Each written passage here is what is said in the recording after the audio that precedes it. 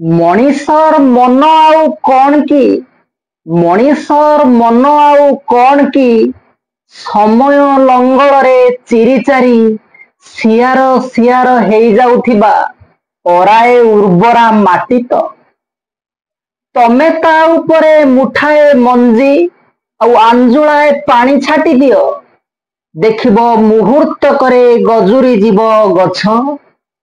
चौरी जीव डाल पत्र आउ फूल कढ़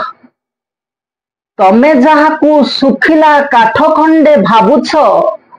ता भितरे किंतु कंचा जंगलटे जीछि गंठी गंठी कुआ पत्र आउ सिरा सिरा रे सबुज रक्त ता पई करत कुराड़ी की लोड़ा खाली टिके आंचुड़ी देई देखो ना केमिति बही जीव सात ताल लुह आउ सात ताल रक्त तमे सिना छुई पारिबो तार देह को बकल परी टाण तार चमड़ा को हेले छुई पारिबो कि चमड़ार अदृश्य कोरड़ तले गुमुरुथिबा ची ची स्वर को छुई पारिबो कि सेई स्वर तलर उत्ताप को बाट मझिरु मिलुथिबा छिंडा चपल को पचार से कहिबो केते ऋतु अऋतुर आवर्त ओ जोग दुर्जोगर करतरे कटी खंड खंड हेला परे मुंडा सियाटे परी जेतिकी बळी पड़े अवशिष्ट सेतिकी ही मनीष मनीष इतिहास जेउ कविताटी मु आज आपण मानकू सुनाइली ताहार रचयिता हेउछंती ओडिया भाषार जणे युव कवि महादेव प्रधान। कविताटी अत्यंत मार्मिक और भारी सरल भावरे लेखा जाइछि तेणु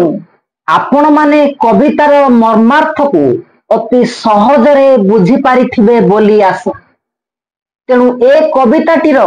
एक विस्तृत व्याख्यार कौनसी आवश्यकता नाही। मु केवल अत्यंत संक्षेपरे और सारगर्भक भावरे ए कविताटीर एक विश्लेषणात्मक व्याख्याटी उपस्थापित करबाकू जाउछि। कविताटीर प्रथमार्धरे मनीषर मन आवेग और मनीष भितरे जमाट बांधिथिबा दुख आउ जंत्रणा सबकू अत्यंत संवेदनशीलतार सहित प्रतीकात्मक ढंगरे उपस्थापित करा जाइथिबा बेले कविताटीर शेष धाड़ी गुड़िकरे बहु संघर्ष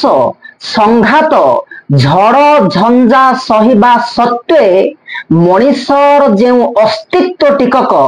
संपूर्ण निशेष न होई जीवा पाई पुणी चेष्टा करुथाए ताहाकू अति सुंदर भावरे गोटे चपल सहित तुलना करा जाइछि। आशा करुछि जदि एही कार्यक्रमटिकू महादेव प्रधान केबे भी देखंती ताहले से निश्चित भावरे खुशी हेबे। हेले मु जाने ना तांको पाखरे कार्यक्रमटी पहुंची पारिबो ना नाही।